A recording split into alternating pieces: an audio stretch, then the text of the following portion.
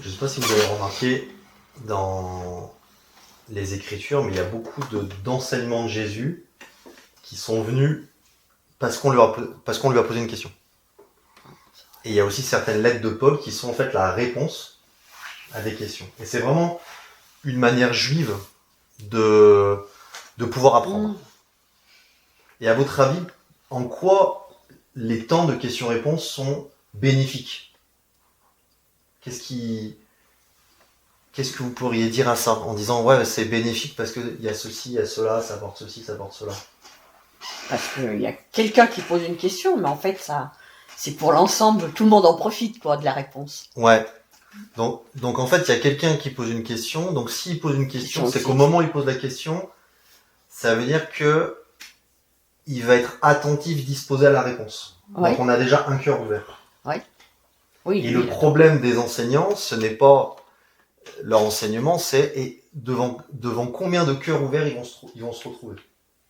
Parce qu'on s'aperçoit que Jésus dit que le problème n'est pas de l'écouter, le problème c'est d'avoir été assez concerné par ce qu'il a dit pour pouvoir mettre en pratique ce qu'il a dit. Et c'est ça qui transforme. Écouter Jésus ne suffit pas. Donc ça veut dire que d'avoir le cœur disposé à être attentif, concerné à la réponse, va après disposer la personne à mettre en pratique. Et c'est ça qui va transformer. Donc ça peut être un premier élément. Et après, comme dit Nicole, c'est que ça peut aussi aider d'autres personnes qui ne se posaient pas forcément la question. Mais en tout cas, pour la personne qui a posé la question, ça peut peut-être lui faire gagner 1, 5, 10, 20 ans de sa vie, où en fait, elle va écouter des enseignements des fois, plusieurs fois par semaine, mais qui mettent pas le doigt sur le petit grain de sable qui bloque l'engrenage. Et en fait, des fois, le seul fait de dire, en gros, je me pose cette question, il y a ça qui me bloque, boum, ça décale quelque chose. Et je sais pas si vous vous souvenez de l'histoire de la femme samaritaine avec cette rencontre avec Jésus au puits. J'ai envie de dire que montre-moi quelle est ta question la plus importante et je te dirai là où est ton cœur. C'est que cette femme samaritaine, souvent quand on parle d'elle, on en parle comme quelqu'un qui est pas bien fut en fait. En disant ah mais vous voyez, en plus elle était dans l'adultère, ceci, cela. Et en fait, sa question qu'elle a posée au Seigneur montre qu'elle était une femme spirituelle et qui était une personne en fait qui était en recherche de Dieu. Et ça va devenir une des premières femmes de paix de l'histoire en fait. Donc il y a quelque chose de fort dans son histoire. Et tout ça, c'est venu parce que Jésus l'a emmené au fait qu'elle pose une question. Est-ce qu'il y aurait d'autres éléments qui nous diraient à quel point les questions-réponses sont bénéfiques? Le fait d'avoir déjà essayé de trouver la réponse, ça a quand même défriché notre cœur et a préparé notre cœur à recevoir la réponse. Comme on dit chez les enseignants, la méthode la plus pédagogue, c'est pas de te donner la réponse trop tôt. Parce que si je te donne la réponse trop tôt, t'as pas eu le temps. Et c'est aussi ce qu'on cherche à faire dans la vie victorieuse, c'est qu'en fait, la personne, si elle a la réponse trop tôt, c'est beaucoup moins pédagogue que si elle a galéré elle-même, elle a cherché dans la Bible et d'un coup elle arrive et pouf, on lui donne la réponse. Ah ouais, d'accord. Et là, on sait que c'est enraciné, c'est ancré. Okay. Et ça emmène un consensus aussi où tout le monde se sent concerné, tout le monde, tout le monde peut apporter. Et donc du coup, l'Église, quelque part, elle vient retirer de cette qualité parce que l'Église tire son origine d'un peuple juif qui avait cette manière de faire. Même le discipolat, ce n'est pas créé sous l'Empire romain en l'an 30. Le discipolat, les Juifs le pratiquaient depuis très longtemps en fait. Donc on s'aperçoit que c'est toute une manière juive de penser. Et pendant le temps de louange, il y a une autre raison qui m'est venue et que j'avais pas forcément vue avant, c'est que chez les musulmans par exemple, poser une question, c'est remettre en question les écrits, donc c'est très mal vu. La plupart des gens qui vont commencer après à être persécutés dans leur foi musulmane en tant que musulmans, c'est quand ils vont commencer à poser trop de questions. Et je vois vraiment l'extrême opposé avec le Dieu qu'on connaît et qu'on veut plus connaître, c'est que lui nous encourage à nous poser des questions. Pourquoi ? Parce que le Dieu du musulman veut rester inaccessible, alors que notre Dieu veut se rendre accessible. Et en voulant se rendre accessible, il nous dit « mettez-moi à l'épreuve, posez-moi des questions ». Et vous voyez, les psaumes sont remplis de personnes qui sont en train d'essayer de connaître Dieu, qui sont en train de se poser des questions, qui sont en train de combattre, qui sont en train de se dire « mais pourquoi le méchant prospère ? Pourquoi le juste il galère ?» Et quelque part, ils sont en train d'exprimer leur cœur. Et Dieu est tellement OK avec ça qu'on le retrouve dans les Écritures. Dieu aurait pu enlever dans ses Écritures, bon, toutes les fois où mes prophètes y pêchent, et toutes les fois on pose des questions bidons. Et quelque part, bon, la Bible aurait été plus sainte, entre guillemets, mais beaucoup moins réelle dans tout ce que Dieu voulait nous transmettre à travers elle. Vous voyez ce que je veux dire ? Donc voilà. Tout ça, j'ai pas du tout prévu de dire tout ça, mais tout ça pour nous dire que on m'a posé quelques questions et j'aimerais y répondre, qu'on y réponde plutôt ensemble aujourd'hui. Mais tout dans cet objectif de se dire, Dieu veut qu'on connaisse à travers ça. Dieu veut qu'on apprenne aussi à se poser les bonnes questions, à lui poser les bonnes questions, et aussi apprendre à recevoir de lui la réponse à nos questions. Parce que c'est bien d'avoir plein de questions, mais c'est encore mieux d'avoir plein de réponses. Mais qu'on puisse aussi apprendre à mieux connaître Dieu, et aussi mieux nous-mêmes à savoir comment on va trouver des réponses pour les autres. Parce que plus on va grandir, plus Dieu va nous mettre en face de personnes qui ont des questions. Et plus on va devoir apprendre à répondre à ces questions. Et ne paniquez pas. Prenez en compte mon expérience parce que j'ai l'impression que Dieu m'a créé pour répondre à des questions, que ce soit dans l'église ou au travail, j'ai l'impression d'avoir le même travail. Ne paniquez pas. On n'a pas toujours la réponse au moment où on nous pose la question, mais on l'a souvent juste après qu'il ait mis le point d'interrogation. Donc le but, c'est pas de se dire « il faut que j'ai toutes les réponses aux questions », le but c'est de se dire « je crois que celui à qui je suis connecté et celui qui est en moi, lui il a la réponse à toutes les questions ». Et donc finalement, il faut que j'apprenne à puiser dans sa connaissance. Et quand on parle de parole de connaissance, dans ce don, ce n'est pas seulement à dire à quelqu'un oui, il y a 3 ans, tu avais une vertèbre niveau 3 qui a été cassée parce que tu es tombé de balançoire. C'est pas seulement ça, la parole de connaissance. En fait, le don de parole de connaissance, ça veut dire quoi ? Ça veut dire qu'à un moment donné, dans un temps limité, on va pouvoir piocher dans la connaissance de Dieu. Et vu que Dieu est omniscient. Et oui, tu vois, tu t'es fait tromper. Omniscient. Et bah du coup, on a la réponse à toutes les questions. Ouais. Et ça, c'est aussi mon objectif de pouvoir vous transmettre ça. Ça va ? C'est une question qui nous dit, en fait, quand je vois le chapitre d'Esdras dans la Bible et quand je vois tous les divorces qu'il y a aujourd'hui, je me dis, qu'est-ce que les chrétiens n'ont pas compris en moi ? Quelque part dans ce côté, comment ça se fait qu'il y a autant de divorces aujourd'hui dans l'Église ? Alors, pour faire vraiment très court, c'est que il y a 2 éléments. Il y a l'élément avant mariage et il y a l'élément pendant mariage. Ou on va dire, il y a 2 éléments. Il y a un élément, avant de trouver son conjoint et il y a un élément après avoir trouvé son conjoint. Je vais plutôt le dire comme ça. Qu'est-ce qui pourrait nous aider à diminuer ce pourcentage qui est inquiétant du fait qu'aujourd'hui l'Église ne fait pas forcément mieux que le monde au niveau des stats, au niveau des divorces. Donc, déjà la première chose à savoir, c'est que le diable attaque beaucoup plus les couples dans l'Église qu'en dehors.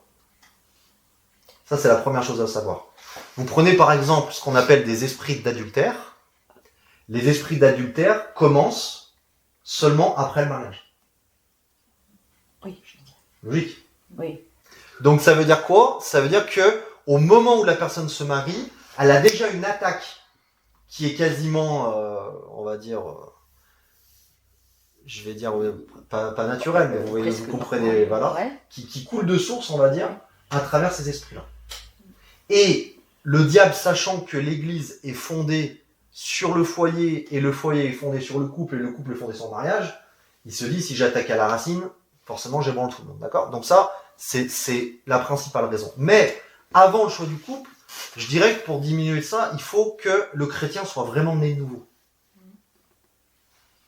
Ça, c'est la première base. Ça paraît tellement logique qu'il faut pas en parler, mais il faut quand même en parler. Parce qu'un chrétien vraiment né de nouveau va mettre Dieu dans son quotidien. Ensuite, il faut que ce chrétien vraiment né de nouveau choisisse un compagnon ou une compagne vraiment né de nouveau aussi. Ouais. Là, on est en train d'augmenter les probabilités de non-divorce, là. On est d'accord ? Ouais. Ensuite, une fois que ce couple-là veut s'engager ensemble, je dirais il faut qu'il soit enseigné dans le mariage avant même de se marier. C'est pour ça qu'avec Amandine, on a fait cet enseignement, aussi pour que les couples avant de se marier puissent déjà être enseignés sur la parole de Dieu, sur toutes les... je vais pas dire les clés, mais en gros tout ce qui pourrait faire en sorte que on puisse réussir dans le mariage. Avoir le bon fondement, tout simplement. Et enfin, dans cet enseignement du couple, il faut que, vu que le mariage est un engagement, il faut que dans cet engagement, ce couple de chrétiens nés de nouveau ne prenne pas le jour du mariage l'option divorce. On va leur proposer l'option divorce, ça s'appelle un contrat. Déjà, le contrat de mariage, en fait, on est en train de te dire, si un jour vous divorcez, non, mais nous, on n'a pas pris l'option. Donc, laissez-nous tranquille avec ce contrat, on n'a pas pris l'option. C'est pas prévu. Donc, du coup, il faut qu'ensemble, ils puissent s'engager à se dire, nous ne prenons pas l'option divorce. Qu'est-ce que ça veut dire, ne pas prendre l'option divorce? Ça veut pas dire, on est meilleur que les autres et on va y arriver. Qu'est-ce que ça veut dire? Ça veut dire que, quand vous avez un problème, pour résoudre ce problème, vous allez mettre en face toutes les solutions que vous avez en face de ce problème. Et vous allez vous dire, bah voilà mes solutions, comment je peux y arriver. Mais si vous n'avez pas pris l'option divorce, le divorce ne fait pas partie de cette liste. Et dans cette liste, vous allez vous apercevoir qu'à part Dieu, il n'y a pas beaucoup de solutions. Donc, vous allez partir dans le principe en disant, à chaque problème, Dieu est ma solution. Et vu que lui, il est le divorce, il va trouver la solution.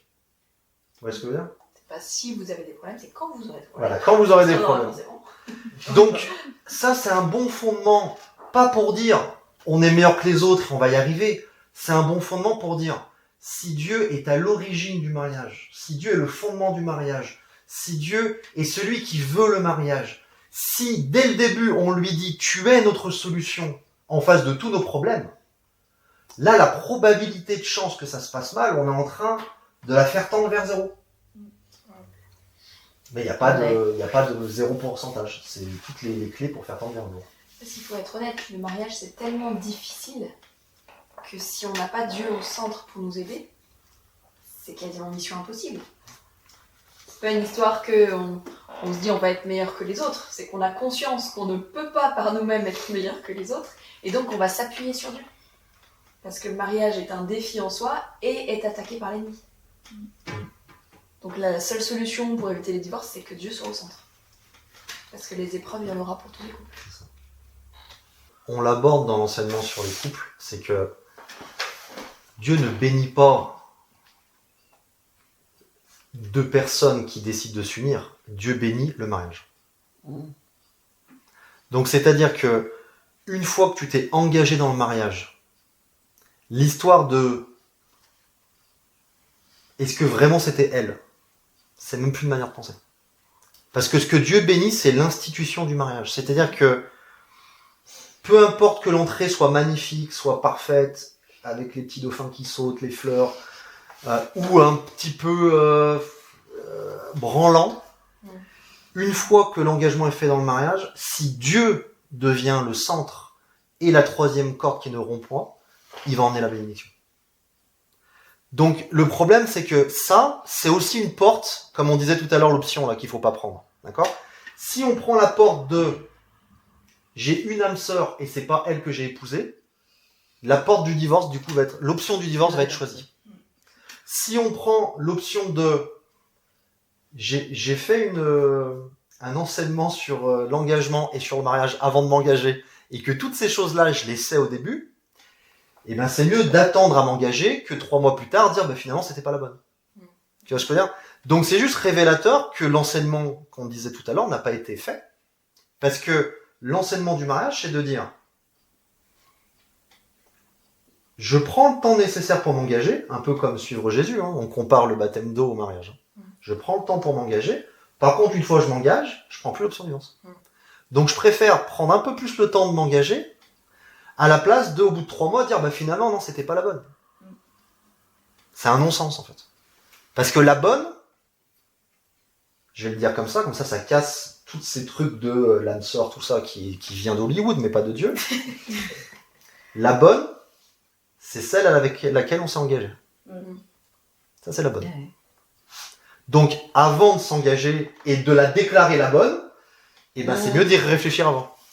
Jésus, il dit, hein, avant de le suivre, il dit qui est sage et qui construit une tour sans calculer la dépense, quoi. Donc ça, on construit une tour, mais on calcule pas la dépense, tu vois. Donc en gros, parce que les chrétiens ne sont pas enseignés correctement sur le mariage et sur l'engagement, et ben en fait, l'ennemi va dire, mais en fait, Dieu m'a dit c'était elle la bonne et j'ai pas épousé la bonne. Mais ça vient de l'enfer, en fait. Oui. Combien de témoignages on a entendu de ça en disant, bah au bout de 10 ans, Dieu m'a montré la bonne. Mais il n'y a pas de bonne. La bonne, c'est la celle avec qui tu t'engages. Ah ouais. Tu vois, Dieu n'a pas béni notre engagement. Dieu a béni l'institution du mariage. Ah ouais. Donc, malheureusement pour les chrétiens, il y a certains païens qui bénéficient de cette bénédiction du mariage parce qu'ils ont compris certaines choses, que les chrétiens qui vivent des fois dans le mysticisme de Dieu m'a dit ne vivent même pas. Tu vois ? Et ça, c'est important de comprendre en fait que l'engagement, on rigole pas avec parce que c'est quelque chose, en fait, on emmène Dieu et on dit plus d'options. Tu vois ? Dans cette expression de Dieu uni, on a cette image que Dieu va dire à l'un et à l'autre c'est la bonne personne. Ça, alors que Dieu uni, c'est le fait que dans l'alliance de l'engagement du mariage, il unit ces deux personnes pour n'en faire qu'une. C'est ça. Que ça ait été une inspiration de lui ou pas, le fait que ces personnes se marient. C'est ça. L'unité, c'est l'alliance qui a été créée par Dieu et quelque part on rentre dedans à travers le mariage. Comme quand on rentre dedans à travers l'église, et ben qu'on le veuille ou qu'on le veuille pas, qu'on y croit ou qu'on n'y croit pas, pour Dieu là, nous là, en tant qu'église, on est unis. Et ce que nous demande le Seigneur, c'est de conserver l'unité, pas de la créer. Donc en fait, nous, notre objectif, c'est pas de se dire, il faut qu'on soit unis. Notre objectif, c'est comment conserver cette unité. Parce qu'on est rentré dans l'église. C'est pour ça que ça n'a pas de sens de chercher plein d'églises, etc. Parce qu'en fait, t'es automatiquement uni c'est ça. tous tes frères. Donc, comme ça n'a pas de sens de chercher plein de femmes. Ouais, exactement. C'est qu'on voit dans Genèse 18-20 que Dieu descend. Et la question, c'est que si Dieu est omniscient, pourquoi il a besoin de descendre ? Donc si on peut résumer d'une manière simple, c'est que si l'omniscience et l'omniprésence de Dieu suffiraient, Jésus serait jamais venu sur terre. Voilà, non. C'est vrai. Ouais, il n'était pas obligé de le dire. Donc en fait, quand les disciples ont demandé à Jésus « Enseigne-nous à prier », Jésus leur a répondu « Vous priez notre Père, etc. » Et il leur a tout de suite dit « Que ton règne vienne, que ta volonté soit faite sur la terre comme au ciel. » Donc ça veut dire que Jésus nous enseigne dans la prière qu'il y a une différence entre l'omniscience et la volonté de Dieu manifestée et l'omniprésence et la présence de Dieu manifestée. On peut avoir un temps de louange, par exemple, et se satisfaire intellectuellement de Dieu est omniscient. Ensuite, on peut avoir un temps de louange où on se connecte en esprit et se satisfaire spirituellement parlant que la présence de Dieu a été manifestée et nous a touchés. Tu vois la différence entre les deux ? Donc en fait, tous les enseignements des Écritures, encore une fois, l'ombre pour la lumière, tous ces enseignements de l'ombre ont été prévus pour qu'on comprenne la lumière, c'est-à-dire Jésus. Donc il y a beaucoup de passages dans l'Ancien Testament, dont l'ange de l'Éternel, qui sont là aussi pour nous prophétiser que à un moment donné, Dieu va descendre pour pouvoir nous sauver. Et donc du coup, que ce Dieu, et comme vous l'avez tous dit, qui veut pas rester éloigné, ça vous l'avez très bien dit, mais que le but de sa manifestation, c'est pour pouvoir agir. Et il veut nous enseigner qu'aujourd'hui, de la même manière, même si Jésus-Christ a tout accompli, qu'est-ce qu'a fait Jésus? Du moment qu'il remonte au ciel, la première chose qu'il veut faire, c'est nous envoyer son esprit. Donc de nouveau, il veut nous dire, mon omniscience n'a pas changé, elle était la même avant ma venue, elle est la même après ma venue, mais de la même manière que depuis le début que je veux avoir une relation avec l'humanité, je veux que je puisse me manifester. Sauf que le Saint-Esprit va apporter une dimension supérieure, c'est que jusqu'à maintenant, Dieu se manifestait pour nous, et grâce au Saint-Esprit, il va emmener une dimension supérieure où Dieu va se manifester à travers nous. Mais on est exactement dans la même réponse de l'omniscience, l'omniprésence.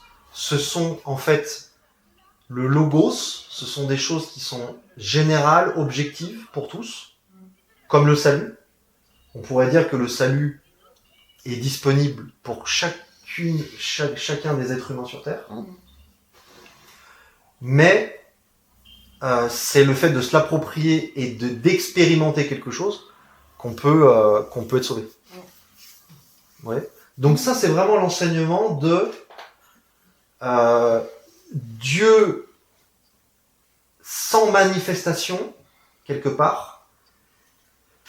C'est malheureusement ce qui est représenté avec Jésus sur la croix chez les catholiques. C'est dans le sens, en fait, un Dieu inactif. Un Dieu absent.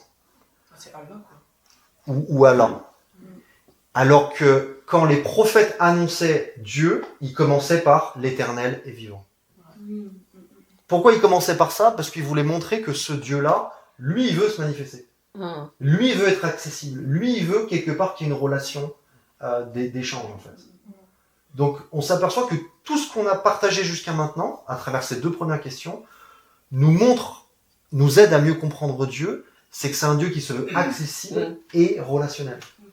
Et ça, c'est important à comprendre parce que dans l'image de Dieu, c'est essentiel.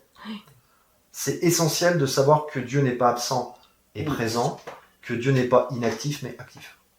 Et je l'ai su pas plus tard que cette semaine, mais vous voyez les différents noms de Dieu dans l'Ancien Testament.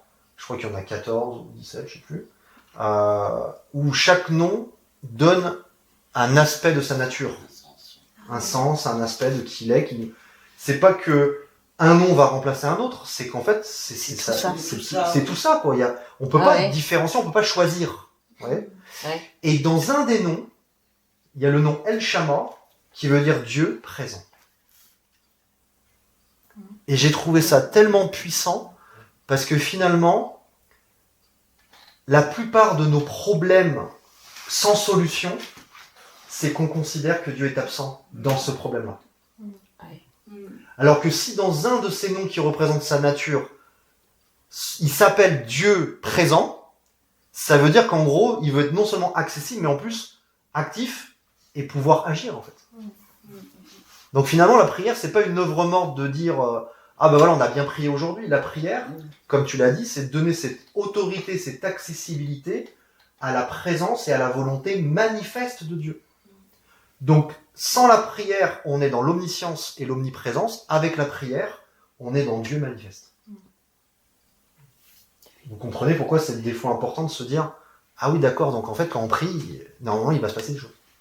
C'est dans cette optique-là. Okay. Troisième, est-ce qu'on doit évangéliser les morts? La réponse est non. Alors pourquoi cette question? On va lire 1 Pierre 4,6. Le temps que vous le trouviez, je vous lis un passage d'Hébreux qui est très connu et qui me fait dire la réponse non. Et comme il est réservé aux hommes de mourir une seule fois, après quoi vient le jugement. Hébreux 9, 27. C'est ce qui me permet de répondre non à cette question, est-ce qu'on doit évangéliser les morts? Dans le sens où, comme il est réservé aux hommes de mourir une seule fois, après quoi vient le jugement, ça veut dire qu'au moment de la mort physique, et pas spirituelle, au moment de la mort physique, quelque part le jugement vient tout de suite après, instantanément, parce qu'on sort de l'espace-temps, donc il n'y a pas une attente, c'est la mort physique, le jugement tout de suite, instantanément. Okay, donc du coup, ça veut dire que il n'y a pas de temps d'être évangélisé. Ça, c'est aujourd'hui, d'accord, à l'instant T. Alors 1 Pierre 4,6, quelqu'un veut bien le lire? Car l'évangile a été aussi annoncé aux morts, afin que, après avoir été jugés comme les hommes quant à la chair, ils vivent selon Dieu quant à l'esprit. Les cours d'herméneutique que vous retrouvez sur la page YouTube, classique, dans les playlists, vous verrez cours d'herméneutique, c'est toutes les flèches, toutes les clés que je donne pour pouvoir interpréter correctement les Écritures. D'accord? Et donc forcément, sans ces flèches-là, sans ces clés-là, on a du mal à interpréter les Écritures. Et donc du coup, première chose, c'est le contexte. Et dans le contexte, on va lire un passage juste après, mais dans le contexte, c'est quoi ce contexte-là? C'est un contexte qui est particulier et unique dans l'histoire de l'humanité. C'est après Jésus, ça. C'est la mort de Jésus, les 3 jours. C'est pendant ces 3 jours, entre sa mort et sa résurrection. Pendant ces 3 jours, entre sa mort et sa résurrection, ce qui s'est passé là, c'est pas une doctrine pour la vie chrétienne, c'est quelque chose, c'est une dispensation unique et limitée dans l'histoire de l'humanité. D'accord? C'est que si Dieu est juste, il faut que l'œuvre de Jésus-Christ soit pour tous. Donc il était voilà. Il faut qu'il soit pour tous. À partir d'Adam et Ève, jusqu'au dernier qui va naître, avant le retour de Jésus. Il faut qu'il soit pour tous. D'accord? Donc, pour qu'il soit pour tous, cet évangile, cette bonne nouvelle, il faut aussi qu'il soit prêché à ceux qui ne l'ont pas entendu de leur vivant. Ça paraît logique. Oui. Donc, c'est une des missions qu'avait Jésus entre sa mort et sa résurrection, de pouvoir prêcher l'évangile à ceux qui étaient dans le séjour des morts. Le séjour des morts, c'est un endroit d'attente entre la mort et Jésus. Aujourd'hui, le séjour des morts n'existe plus. D'accord?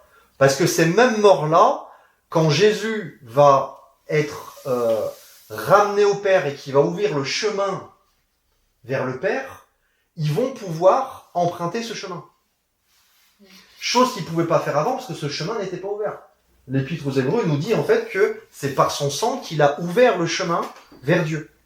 Donc ce chemin n'étant pas ouvert, ils ne pouvaient pas aller vers Dieu. Donc ils étaient en attente dans le séjour des morts.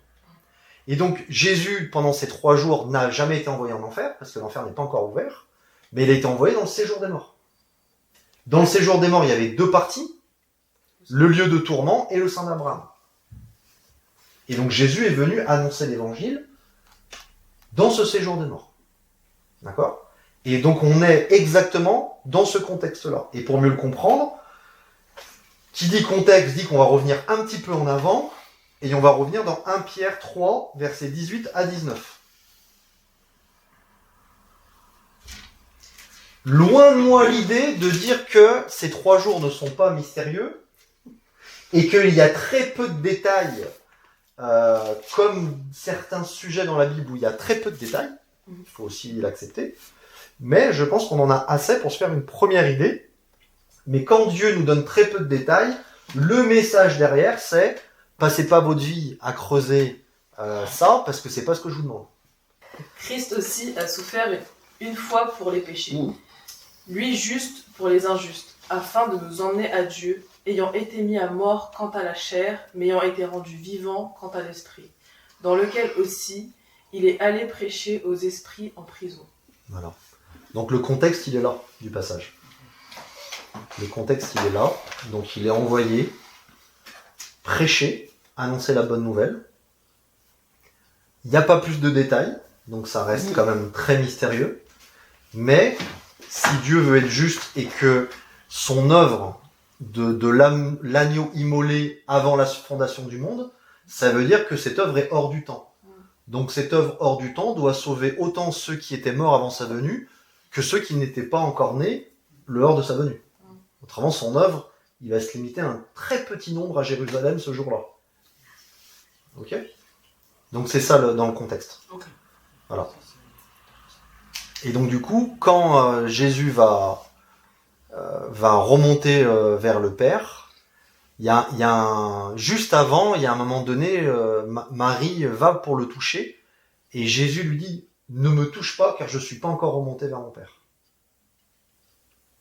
Et donc là, il prend ce rôle de grand souverain sacrificateur, où quand il va remonter dans le temple céleste, c'est pas le sang d'un agneau qui va être versé, mais c'est son propre sang.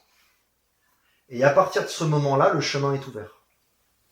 Et quand il réapparaît après à Thomas, là, il peut dire à Thomas, Et là, il lui dit touche-moi. Donc ça, ce petit passage, c'est pas juste comme ça, Jésus n'avait pas envie d'être touché. C'est qu'en fait, le souverain sacrificateur devait se retrouver parfaitement pur devant Dieu.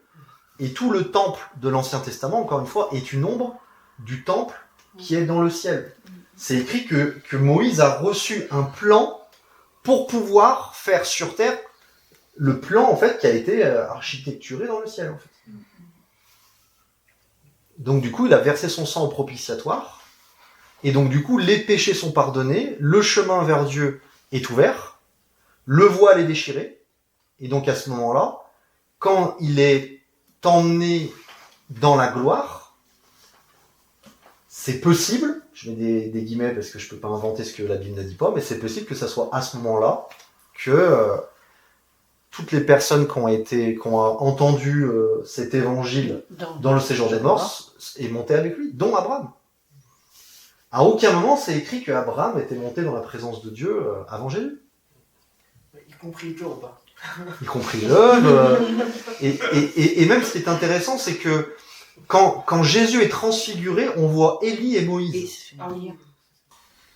Et ce qui est intéressant, c'est qu'aujourd'hui, quand vous lisez, donc après l'œuvre de Jésus, la résurrection, la glorification, on n'appelle plus un chrétien un mort.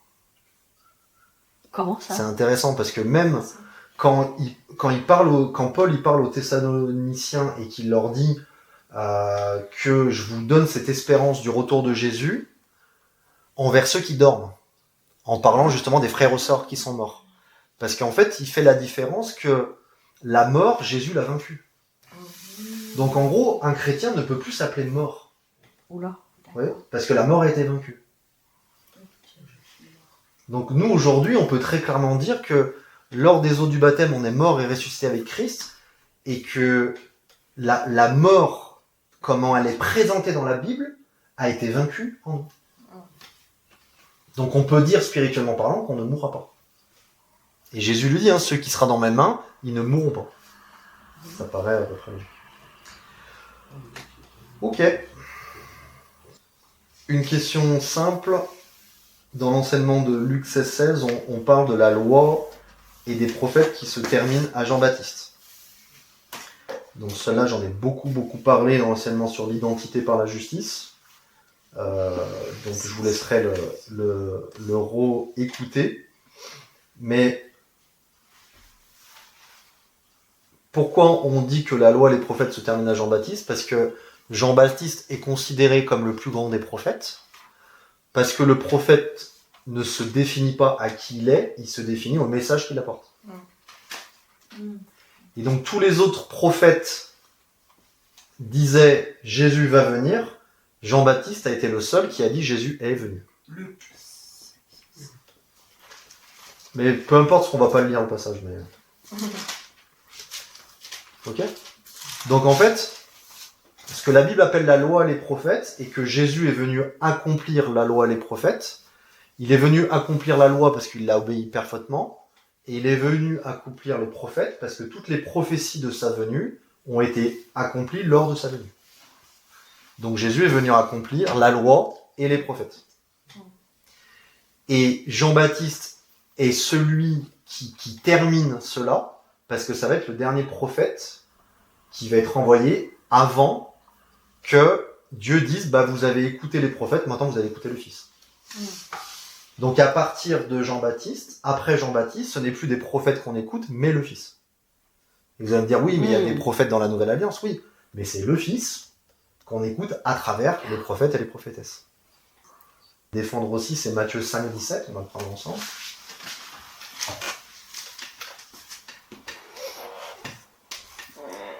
Et Jésus commence... En fait, il y a des gens, il faut juste qu'ils lisent la Bible, c'est pas plus compliqué que ça. Jésus commence en disant « ne croyez pas ».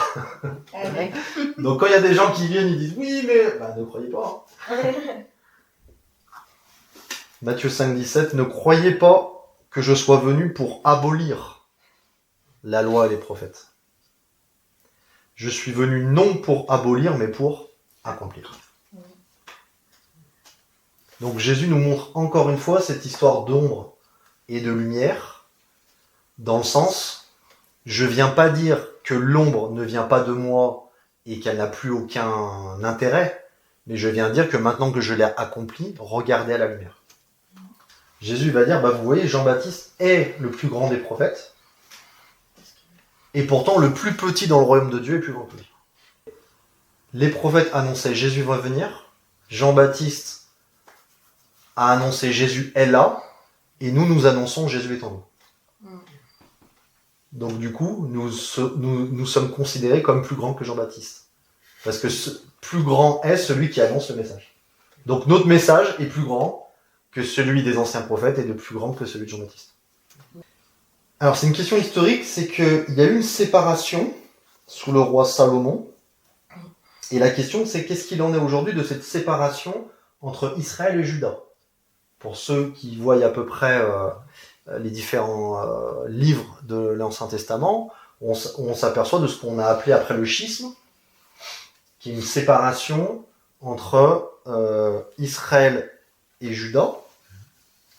Et en fait, cette séparation est restée jusqu'à que ces deux royaumes cessent d'exister finalement. Donc il n'y a jamais eu de réconciliation. Et en fait, cette séparation s'est arrêtée, pas parce qu'il y a eu réconciliation, mais parce que les deux ont cessé d'exister. Israël disparaît en 722 avant Jésus-Christ, et Juda disparaît en 586 avant Jésus-Christ. Donc, qu'est-ce qu'on doit retirer, spirituellement parlant, de ce schisme, de cette séparation ? On doit en retirer, c'est que justement, dans les prophéties, quand Jésus est venu accomplir la loi et les prophètes, ça en faisait partie, c'est que le Messie devait venir de la tribu de Juda. D'accord ? Donc Dieu a sanctifié, c'est-à-dire mis à part, séparé Juda. Rappelez-vous les enseignements sur la justice, sur l'identité par la justice, où on voyait que Israël avait été sanctifié, séparé de tous les autres peuples, pour que Jésus puisse y naître. Mais dans cette séparation-là, il y a eu une autre séparation où Dieu a prophétisé à David de cette tribu-là en disant « Il va avoir de ta descendance le Messie ». Donc du coup, je vais pouvoir protéger la tribu de Juda jusqu'à la venue du Messie. D'accord ? Donc, quelque part, le peuple a été sanctifié, mais pas complètement. La tribu de Juda a été sanctifiée, mais pas complètement. Et ce qui est resté un petit peu comme le péché était tellement fort que Dieu il a fait des filtres de plus en plus fins. Et ce qui est resté, c'est juste la descendance de David. Quand vous voyez la généalogie de Jésus dans Matthieu et dans Luc, où on voit la généalogie de Joseph, la généalogie de Marie, et les deux se rencontrent et on s'aperçoit que Jésus, il est venu pas par hasard, parce que ça fait depuis Adam et Ève qu'il y a deux généalogies qui sont là et qui se rencontrent pour que Jésus apparaisse. Et là, on se dit, ouais, quand vous me dites que c'est Dieu que c'est les hommes qui ont inventé tout ça, trop fort pour que les hommes inventent tout ça. Vous voyez, c'est impossible, quoi. Vous voyez, mais bon. Donc, chaque chose dans la Bible a un intérêt et les généalogies aussi, du coup. Et donc, du coup, on s'aperçoit que dans cette sanctification, il n'y a plus que ça qui est resté, quelque part. Et donc, du coup, quand Jésus arrive, qu'est-ce que les disciples se disent ? Ils se disent, mais attends, du coup, nous, on n'a plus de royaume. Donc, quand le Messie va venir, il va rétablir le royaume d'Israël. Donc, du coup, pourquoi vous voyez Jésus qui fuit la royauté ? Parce qu'ils n'avaient pas compris quel roi Jésus allait devenir.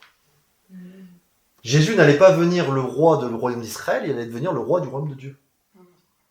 Donc les disciples, quelque part, ils n'avaient pas compris la dimension de la venue du Messie. Ils pensaient quelque part que c'était juste pour rétablir un royaume politique, alors que lui venait rétablir un royaume spirituel.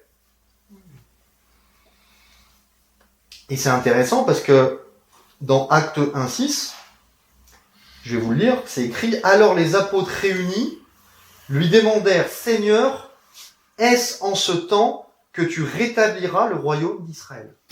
Vous voyez, les disciples sont en train de parler avec Jésus. Jésus est en train de leur annoncer sa mort, sa résurrection, son règne. Et les disciples, tout de suite, leur disent, d'accord, donc c'est à ce moment-là que tu rétablis le royaume d'Israël? Parce qu'en fait, là, je sais pas si tu as vu dans ta vie sur Terre, mais on est sous l'Empire romain, en fait. C'est pas génial, là. Ouais. On n'est pas en train de régner comme à l'époque, là. Il n'y a pas tous les peuples qui viennent nous voir en disant, c'est eux l'exemple. Là, on est plus rien, en fait. On est des esclaves. Comme on l'était en Égypte. Et donc, quelque part, ils souhaitent que Jésus puisse rétablir ce royaume. Et on va le prendre ensemble dans Actes 8, 12. Aucune fois, le mot royaume a réété utilisé jusqu'à Actes 8, 12. D'accord? C'est-à-dire que, entre la question des disciples et Actes 8, 12, à aucun moment on a parlé de nouveau du royaume. Et Acte 8, 12 nous emmène quelque chose de nouveau, où il est écrit « Mais quand ils crurent à Philippe, qui leur annonçait la bonne nouvelle du royaume de Dieu et du nom de Jésus-Christ, hommes et femmes se firent baptiser. » Pour pouvoir pas rentrer dans le royaume d'Israël, mais pour pouvoir rentrer dans le royaume de Dieu. Donc avant Acte 8, 12, quelque part, on a oublié cette histoire de royaume. Et à Acte 8, 12, on s'aperçoit que Jésus est venu établir un royaume où pour rentrer dedans, il faut mourir et ressusciter. C'est le seul moyen d'y rentrer.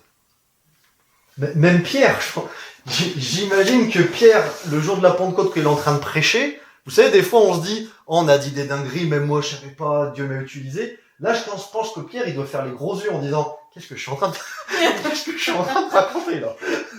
Je suis en train de citer Joël, j'ai plein d'assurance, machin, mais il s'est passé quoi là avec ces lampes de feu bizarres là? Et même lui, en fait, ses yeux s'ouvraient. Ses yeux s'ouvraient parce qu'il était en train de dire aux Juifs, en fait, vous avez rien compris à la venue du Messie, quoi.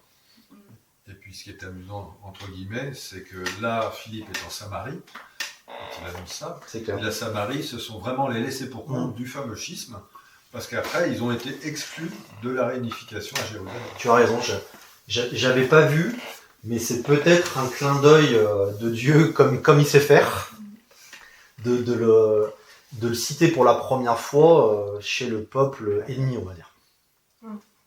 Comme Jésus, quand il arrive en Samarie, on parlait tout à l'heure de l'ombre et de la lumière, il arrive en Samarie, ils veulent pas les accueillir, il est avec 2 de ses disciples et il leur dit, bah, on fait descendre le feu du ciel, comme l'a fait Élie, quoi.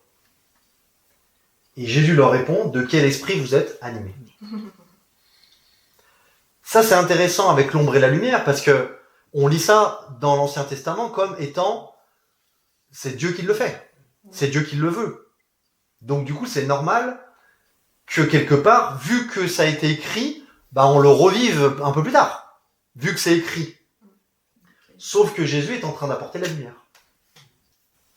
Cette lumière, cette révélation qu'on doit avoir, que le Saint-Esprit en nous veut nous donner, dans cette capacité en fait à voir l'invisible, dans cette capacité à voir le monde spirituel.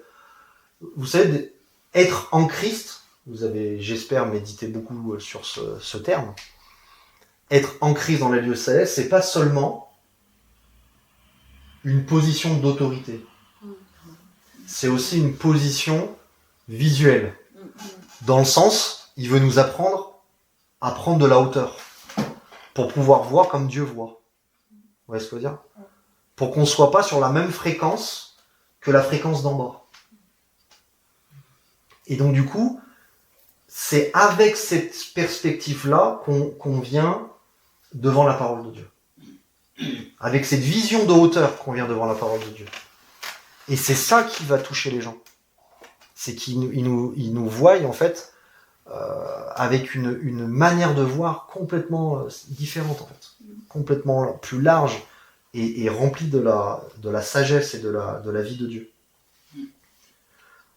Donc la question d'un musulman qui a été posée à David, c'est pourquoi les chrétiens mangent du porc alors que cela est écrit dans la Bible de ne pas le faire. Dans le fait de prendre de la hauteur que je vous disais tout à l'heure, c'est que j'aimerais qu'on puisse voir le musulman, mais aussi voir le chrétien, qui est sous une règle, d'accord, extérieure. Le musulman, mais aussi le chrétien qui vit sous ces règles, et qu'on puisse prendre de la hauteur et qu'on puisse se dire est-ce que cette mentalité d'obéir à une règle sans en comprendre le sens, est-ce que c'est pas une mentalité d'esclave? Sans comprendre pourquoi. Vous le sentez ça dans l'esprit? Comment c'est important qu'on puisse pas devenir des rebelles, parce que le juste, je pense que il doit être libéré de la rébellion. C'est pas, le juste ne doit pas devenir rebelle, c'est qu'il en est libéré pour devenir juste. Donc c'est pas le but de devenir des rebelles, c'est pas le fait de dire de faire de la liberté un prétexte pour vivre selon la chair. C'est pas ça que je veux vous faire réfléchir.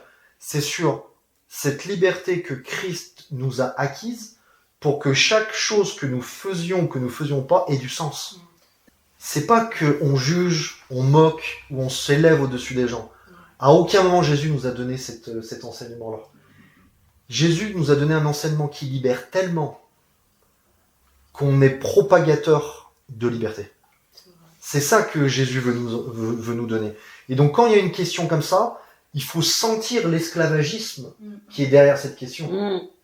Et le fait de dire, peut-être que le musulman ou le chrétien légaliste et religieux voient notre liberté comme de la désobéissance.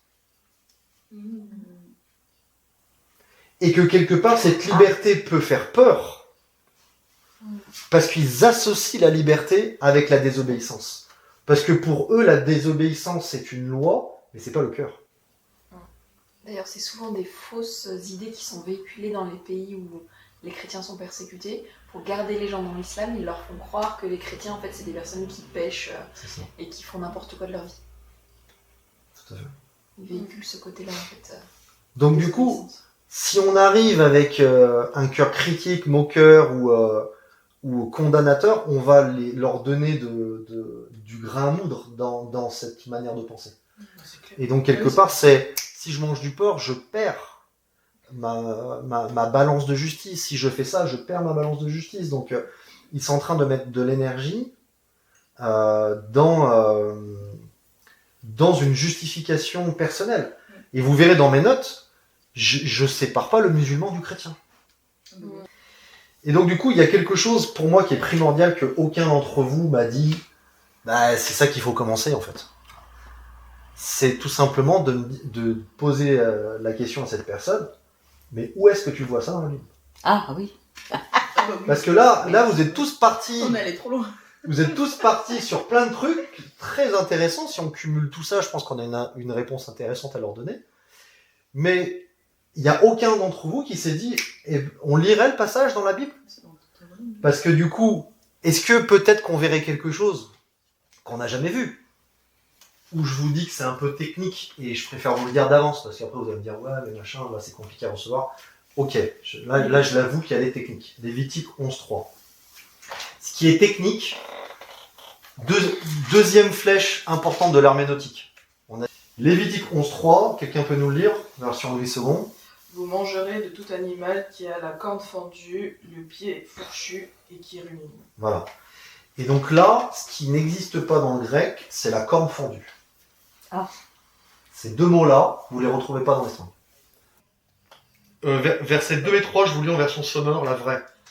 Voici. L'original. Parlez aux Israélites et dites-leur. Voici parmi tous les grands mammifères terrestres, ceux que vous pourrez manger. Tous ceux qui ont le sabot fendu et qui ruminent, pardon. Tous ceux qui ont le sabot fendu et qui ruminent. Au verset 7, ça, là c'est le fameux verset qu'on cherche.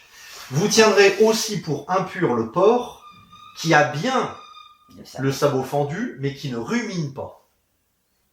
Si on reprend tout ce qu'on s'est dit avec l'ombre d'Ancien Testament et la lumière du Nouveau, on peut se dire, on s'arrête à...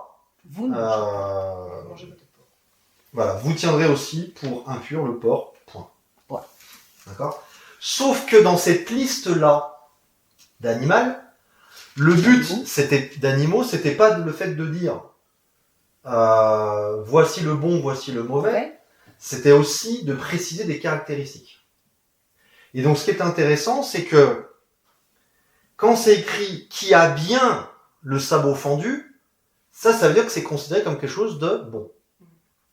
Mais qui ne rumine pas, c'est considéré comme quelque chose de mauvais. Donc le problème du porc, c'est qu'il rumine pas. Je répète pas ce qu'on a déjà dit. C'est que on peut prendre ça à la lettre et de se dire bah ok, c'est interdit. Ouais. Ou on essaie de comprendre. Ouais. Ok. Donc la première chose que je veux vous souligner, c'est que il n'est pas écrit dans la Bible vous ne mangerez pas du porc parce que c'est du porc. C'est vrai. Ça, c'est la première chose à comprendre. Parce que si on ne comprend pas ça, on va pouvoir aller devant Dieu en disant mais l'explication spirituelle dans cette ombre naturelle, elle est où ? Vous voyez ce que je veux dire ? Mais chaque animal, c'est précisé, est-ce qu'il a les sabots fendus ? Est-ce qu'il rumine ? Donc le sabot fendu, ok, il n'y aurait eu que ça, le porc a été validé, mais lui, son problème, c'est qu'il rumine pas. D'accord ? L'animal qui a le sabot fendu et qui rumine, ok. Ça, c'est sûr. L'animal qui rumine, qui n'a pas les sabots fendus, pas ok, ouais. Donc il nous faut les deux. Ok. Dans les Écritures, que la langue hébraïque en elle-même, d'accord, elle a toujours une notion naturelle et spirituelle d'un mot. Et c'est aussi pour ça que Dieu a choisi cette langue. C'est qu'il y a, vous prenez par exemple la corne, il y a une notion naturelle, une notion spirituelle. La corne, le côté naturel, c'est ce qu'il y a sur la tête de l'animal, et spirituel, ça représente l'autorité. Donc il y a, à chaque fois dans un mot hébraïque, vous avez une connotation naturelle d'en bas et une connotation spirituelle. D'accord ? Et donc du coup, le hébreu, quand il lit ça, quand il voit corne, il voit pas la corne, seulement la corne. Il voit que quelque part, l'animal qui a une corne, il y a une certaine autorité. Quand il voit le sabot, lui, ça veut dire quelque chose. Vous voyez ce que je veux dire ? Donc, en gros, il faut se remettre aussi dans, comment je pourrais dire, la manière hébraïque de lire les Écritures pour essayer de comprendre quelle était la lumière. Je dis pas que ceux qui ont lu cette loi à l'époque ont compris la lumière qu'on va essayer de voir maintenant. C'est pas ce que je dis. Par contre, ce que je dis, c'est que aujourd'hui, lire l'Ancien Testament sans essayer de comprendre la lumière, c'est pas ce que Dieu nous demande. Bien sûr. Okay ?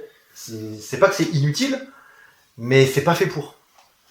L'Ancien Testament, il est là, c'est une pièce sombre où il faut venir avec une lampe et se dire ah bah tiens ça je le voyais pas, ah bah tiens ça je le voyais pas. Autrement on reste dans une pièce sombre. Et qu'est-ce que tu as vu dans la pièce sombre ? Bah pas grand chose. Bah, J'ai cru qu'il va falloir faire des murs, un angle, un truc, mais ce qu'on essaie de comprendre, c'est que la Bible dit que l'homme animal ne comprend pas les choses de l'esprit, donc on peut lire ce passage d'une manière naturelle, et on veut lire ce passage d'une manière spirituelle. C'est ça qu'on veut essayer de comprendre. Donc du coup, quel est l'enseignement naturel, quel est l'enseignement spirituel ? Parce que je veux pas qu'on limite ce que Dieu voulait dire en disant bah en fait il disait un truc que le peuple à l'époque ne comprenait pas parce que c'était pour nous. Non, c'est pas ça. Eux aussi ils comprenaient quelque chose. C'est qu'ils n'avaient pas la totalité de la lumière que nous on peut avoir aujourd'hui. Donc l'enseignement naturel, il est où ? Il est que Dieu veut protéger son peuple d'un point de vue moral et d'un point de vue santé. Pourquoi ? Parce que c'était un animal qui avait une mauvaise alimentation, donc qui emmenait une mauvaise santé, des bactéries. Et moralement, pourquoi ? Parce que c'était un animal qui était beaucoup mangé par les peuples païens. Donc du coup, d'une manière morale et santé, Dieu voulait protéger son peuple en disant « Ne mangez pas cet animal. Okay » oui, ça, c'est l'enseignement naturel voilà. que eux comprenaient à l'époque. D'accord ? Et de cet enseignement naturel, ils en ont fait une loi qui est tellement forte que c'est devenu ce que nous on appelle aujourd'hui parole d'évangile. Et ça, c'est fou. Le cochon plus que tout autre animal qui sont cités juste Absolument, après. absolument, tout à fait. Et puis techniquement, c'est une des viandes qui se conserve le moins bien. Voilà. La chaleur. Et ça faisait aussi partie Oui. de le côté santé. Mm. D'accord? Il n'y avait pas seulement que lui avait une mauvaise alimentation, c'est que ça se contenait moins. Et vu que les peuples païens en raffolaient, bah, quelque part, c'était Le combo. le moral et la santé, c'était comme, c'est pas fou. D'accord? Mais encore une fois, ce n'est pas ces raisons-là que Dieu cite, c'est parce qu'il rumine pas. C'est vrai. Vous voyez ce que je veux dire? Donc ça veut dire que il y avait quand même ce petit côté mystérieux spirituel, une porte qui est ouverte spirituelle. Donc ça, c'est l'enseignement, on va dire, naturel. Et on peut en trouver, à mon avis, plein d'autres. D'accord? C'est pas là-dessus que je voulais m'attacher. D'accord? Ensuite, l'enseignement spirituel de la lumière, c'est que, comme vous l'avez cité, mais vous n'avez pas cité ce passage, c'est que Dieu veut nous apporter une autorité et une victoire dans la prière sur les choses impures. Mm. C'est-à-dire que dans l'Ancien Testament, c'est le lépreux, Qui devait sortir du village. c'est le lépreux qui pollue, c'est le lépreux qui transmet, qui contamine. Quand Jésus arrive, il contamine le lépreux de sa vie. Donc en fait, Jésus, dans sa vie, veut nous enseigner que avant, le peuple n'avait pas l'autorité de pouvoir avoir la victoire sur les choses impures. Donc, le seul moyen de s'en libérer, c'était de le mettre à part. Faut pas en manger. Alors que Jésus arrive, et dans sa propre vie, il dit, le lépreux, vous le mettiez à part. Parce que vous ne vouliez pas que ce soit l'impureté du lépreux qui vous rende impur. Mm. Mais moi, j'apporte une nouvelle alliance où c'est celui qui est pur qui rend l'impur pur. Ok? Donc du coup, pourquoi les passages que vous avez cités sont intéressants? C'est qu'à un moment donné, quand Dieu va dire à Pierre, ce que je considère comme pur, bah tu le vois pur, parce que Dieu est en train de lui dire, maintenant je suis en train de vous apporter la victoire sur l'impureté. Donc aujourd'hui, avant vous fuyez l'impureté, maintenant c'est l'impureté qui doit vous fuir. Ça c'est l'enseignement de Jésus. Et dans cet enseignement de Jésus, si on lit, et je vais vous le lire pour qu'on ne perde pas en dynamisme, 1 Timothée 4, 4 et 5, car tout ce que Dieu a créé est bon. Est-ce que Dieu a créé le porc? Bien sûr. Et rien ne doit être rejeté, pourvu qu'on le prenne avec action de grâce, et là écoutez bien, parce que tout est sanctifié par la parole de Dieu et par la prière. Et là je suis en Louis II, hein, j'ai pas inventé la... Donc c'est Paul qui est en train de dire à Timothée, parce que sûrement qu'il avait aussi ce genre de questions à l'époque, Paul est en train de dire, ok, tout ce que Dieu a créé est bon, et tout est sanctifié par la prière, tout est déclaré pur par la prière. Donc il est en train de dire, oui, le porc peut être impur, mais si vous rendez action de grâce et vous priez, il devient pur. Donc ça c'est le premier enseignement spirituel. Il veut nous enseigner que l'ombre dominait à l'époque, et maintenant c'est la lumière qui domine. Mais quand j'utilise ces deux mots, c'est pas seulement pour dire l'histoire du reflet de tout à l'heure, c'est que l'ombre représente l'obscurité et la lumière représente ceux qui chassent l'obscurité. Si vous voulez chasser l'obscurité d'une pièce, vous n'allez pas chasser l'ombre, vous allez allumer la lumière. Donc en fait, Jésus est en train de dire, le but, c'est que si vous comprenez que tout est sanctifié et tout est pur par la parole de Dieu et par la prière, c'est l'impureté qui doit partir. C'est pas vous qui devez fuir l'impureté. Donc, encore une fois, il y a une mentalité d'esclave qui vit dans l'interdit et dans la fuite, alors que la liberté que Jésus vient apporter, ce n'est plus vivre dans l'interdit et ne plus vivre dans la fuite. Mais c'est que les ténèbres fuient devant la lumière. Vous voyez ? Donc, du coup,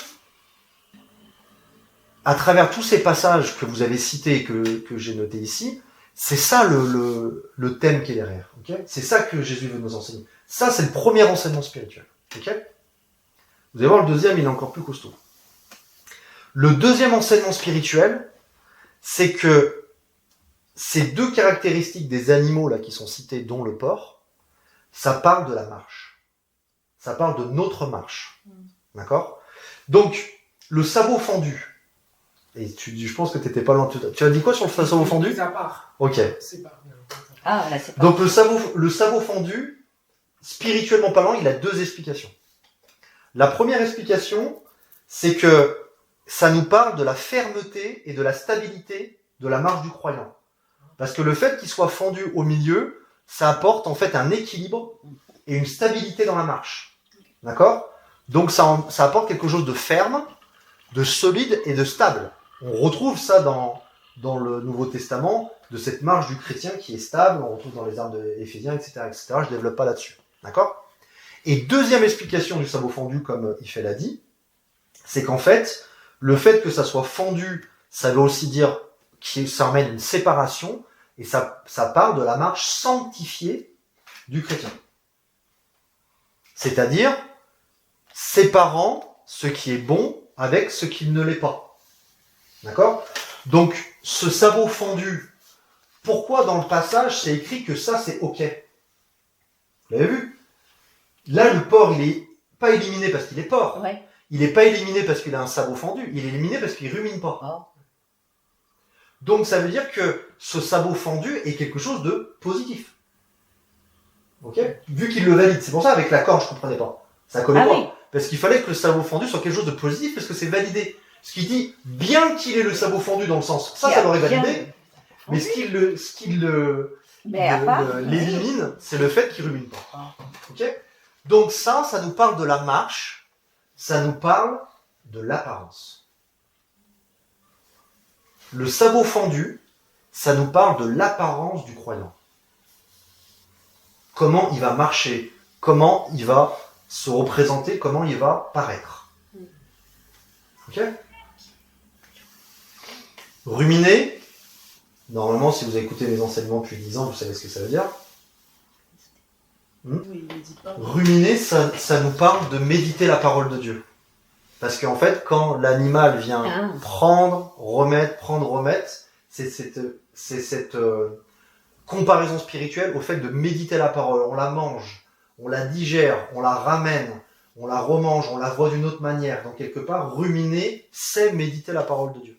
C'est vraiment une connotation spirituelle de méditer la parole de Dieu. Et qu'est-ce que vient faire cette méditation de la parole de Dieu et cette mise en pratique qu'on a vue tout à l'heure?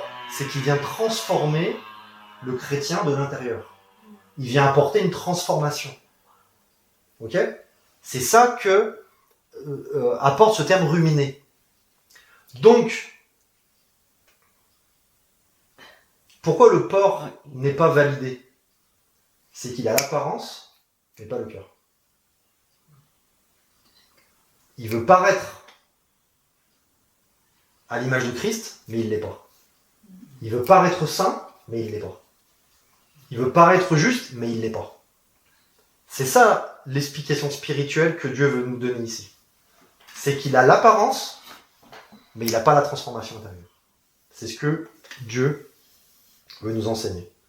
Il y a deux types d'animaux, comme il y a deux types de croyants. C'est ça qu'il veut nous enseigner. Il y a le impur qui a l'apparence, et il y a le pur qui a la cohérence, le cœur. Dans le sens où il vient pas seulement méditer sans mettre en pratique, et il vient pas seulement avoir l'apparence sans méditer. Celui qui marche dans l'apparence, mais qui n'a pas la transformation, est impur aux yeux de Dieu. Comme Jésus va dire aux pharisiens, il va leur dire « sépulcre blanchi ». Pourquoi Jésus va dire aux pharisiens « sépulcre blanchi », c'est qu'il leur dit en fait, vous avez l'apparence d'une belle tombe, mais à l'intérieur c'est la mort. Ouais. Et c'est ce que représente le porc. Le porc, il représente quelqu'un qui veut avoir une apparence, que tout va bien, que tout est stable, qu'on marche correctement, mais l'intérieur ne correspond pas à son apparence. C'est ça l'enseignement spirituel que Dieu veut nous donner. Et j'ai trouvé, parce que j'ai médité que le porc et pas les autres animaux, mais j'ai trouvé quand même fou que eux-mêmes, enfin ceux qui sont écrasés sous ces lois extérieures qui emmènent l'apparence et qui disent je ne mange pas de cet animal pour finalement c'est comme s'ils ils sciaient la branche sur laquelle ils étaient assis parce qu'en fait ils sont en train eux-mêmes de se déclarer comme ayant que l'apparence mais pas le cœur. J'ai trouvé ça fou. Je me suis dit mais quel message fort, et comme vous l'avez tous dit, hein, on entend rarement un musulman parler d'autre chose que le porc. Oui, il n'y a que le porc. Oui. Aujourd'hui, le lièvre et le Oui, chameau, oui, non. moi personnellement j'en ai croisé beaucoup des musulmans, j'ai jamais entendu le lièvre et le chameau dans leur bouche. Je trouvais fou que ça soit celui-là même où on voit qu'il ne rumine pas.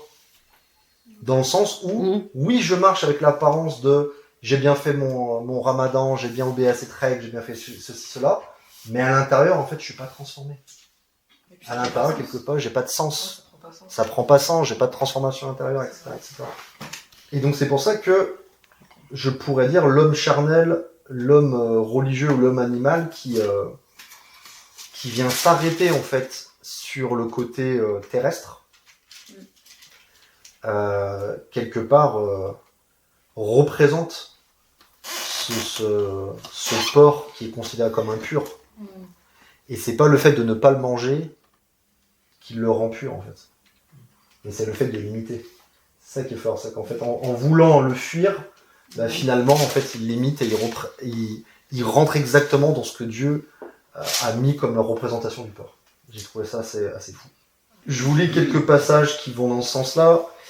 Prenez-le pas, je lis rapidement ce que disait Serge tout à l'heure, Matthieu 15, 11, 18. Ce n'est pas ce qui entre dans la bouche qui souille l'homme. C'est fort, hein. Ouais. On voit ce côté, en fait, vous avez mis l'impureté au mauvais endroit. Ce n'est pas dans la bouche ce qui entre dans la bouche qui souille l'homme, mais ce qui sort de la bouche, c'est ce qui souille l'homme. Verset 18. Mais ce qui sort de la bouche vient du cœur, et c'est ce qui souille l'homme. Donc on voit encore une fois la différence entre l'apparence du sabot fendu et le cœur du ruminé. Parce qu'en fait, quand on médite, c'est ça en fait. On médite dans notre cœur. On est en train de laisser la parole transformer notre cœur, parce que le but de la méditer chez un juif, c'est pour mettre en pratique. En fait, le juif, il médite pas pour dire « Ah, c'est bien de méditer ». Il médite pour dire « Vu que je vais mettre en pratique avec du sens, si je l'ai pas bien médité avant, ma mise en pratique, en fait, elle va être bancale. » Vous voyez ce que je veux dire ? Donc c'est vraiment ça, cette transformation de cœur que Jésus parle, en disant c'est ce qui sort de la bouche qui vient du cœur. Donc finalement, la souillure, c'est que ce cœur qui n'a pas été transformé, et quand il sort de la bouche, ben en fait ça souille l'homme. Ézéchiel 36, 26, je vous donnerai un cœur nouveau. C'est ça la promesse de Jésus. C'est le fait de dire, votre problème, c'est pas que vous savez pas avoir une bonne apparence. Le problème, c'est que si vous n'avez pas un cœur nouveau, même avec une plus belle des apparences, la plus belle de votre chair, vous serez quand même des sépulcres blanchis. 2 Corinthiens 5, 12, ça c'est fou. Afin que vous puissiez répondre à ceux qui tirent gloire de ce qui est dans les apparences et non dans le cœur. Ça s'appelle le porc impur de Lévitique. C'est fou, hein ? Qui tire gloire. Et je termine avec Philippiens 3.3. Alors lui, il est fou parce que Paul commence en disant « Car les circoncis, c'est nous ». Là, je pense que avant cette phrase-là, c'était aux Philippiens, Paul, il avait tous les Juifs contre lui. Enfin, il avait 95% des Juifs contre lui. Mais quand ils ont entendu ça, là, il avait vraiment tout le monde contre lui. Parce que Paul, pour un Juif, être circoncis, c'est faire partie de l'alliance de Dieu. C'est tout, être circoncis pour un Juif. D'accord ? C'est comme si un chrétien aujourd'hui dirait « je suis sauvé ». C'est l'équivalent. Ok ? Et Paul va dire « les circoncis, c'est nous », en parlant des chrétiens. Vous imaginez ? Et vous allez voir qu'il va dire exactement... on est encore dans le thème du porc, là, vous allez voir. « Car les circoncis, c'est nous, qui rendons à Dieu notre culte par l'Esprit de Dieu, qui nous glorifions en Jésus-Christ », rappelez-vous le passage d'avant, qui donne gloire dans les apparences, qui nous glorifions en Jésus-Christ et qui ne mettons point notre confiance en la chair. Donc en fait, Paul est en train de dire, les circoncis, ceux qui sont dans l'alliance, c'est ceux qui vont comprendre à travers l'esprit, ceux qui ont été transformés, que c'est en Jésus-Christ qu'on met notre gloire. Pourquoi ? Parce que c'est lui qui nous transforme de l'intérieur. Notre apparence, elle vient pas du fait qu'on a travaillé notre apparence. Notre apparence, elle vient du fait que Jésus-Christ nous a transformés à l'intérieur et que notre apparence en découle. Sans qu'on soit obligé de mettre du vernis par-ci, de la peinture blanche par-là, notre apparence découle du fait qu'on a été transformé à l'intérieur par Jésus-Christ. Et donc Paul est en train de dire, ceux qui sont en alliance avec Dieu, c'est ceux qui ont un cœur nouveau. C'est ceux qui marchent par l'esprit, c'est ceux qui ont été transformés par Jésus-Christ à un tel point de dire, je mets aucune confiance en ma chair, je mets toute ma confiance en lui. Pour Paul, c'est eux les circoncis, c'est eux qui sont en alliance. Donc, c'est eux qui sont les animaux purs. Vous voyez ? On voyait que dans ces animaux purs et impurs, on voyait vraiment ceux qui étaient vraiment en alliance avec Dieu et ceux qui étaient considérés comme Dieu pur. Et tellement c'était pas une histoire de nourriture. Pierre qui rentre chez un païen et qui est paniqué, Dieu lui apparaît et lui dit tout ce que je déclare pur, c'est pur. Bah vas-y. Mange tout. Alors que là, Pierre, il était même pas pour dire je vais aller manger avec un païen, il était pour dire je vais rentrer chez un païen. C'était chez Corneille, l'histoire que tu racontais tout à l'heure. On n'est même pas il m'a invité à manger, non, il m'a invité à prêcher. Donc il n'allait pas manger.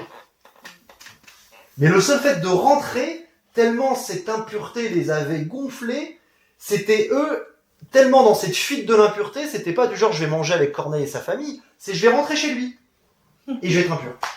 Et quand tu sais que tu es pur par transformation de Dieu, par nouvelle naissance, tu sais très bien que c'est pas l'extérieur qui va te rendre impur. C'est vrai. Parce que ta pureté, elle est au plus profond de notre être. C'est pas avec si j'ai bien fait ça, si j'ai pas fait ça, si je suis pas allé là ou si je suis allé là. Ouais. Donc on s'aperçoit en fait que de la même manière que Dieu a envoyé la loi pour nous révéler notre péché, Dieu a envoyé aussi ses commandements pour nous révéler toute cette ancienne manière de penser d'esclave, à croire que c'est l'extérieur qui va transformer l'intérieur. Alors qu'à aucun moment, dans son plan, c'était dans ce sens-là. Quand Dieu envoyait quelque chose à l'extérieur, c'était pour révéler ce qui était impur à l'intérieur, pour qu'un jour, Dieu puisse le transformer de l'intérieur. Et avec le sang, c'était le même principe. Ça couvrait l'extérieur, et un beau jour, Jésus, il va parler de son sang, à lui, et à aucun moment il va dire, pour qu'il vous couvre, il va dire, buvez-le.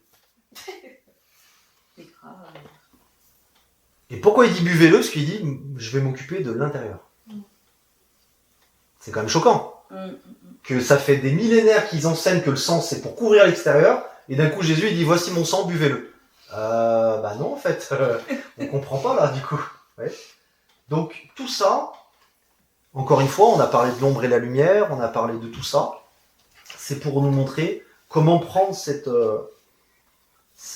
hauteur et pour pouvoir comprendre comment Dieu voit les choses. Et de cette liberté, aider l'esclave à devenir fils, aider l'esclave à devenir libre. Et aider l'esclave à être héritier.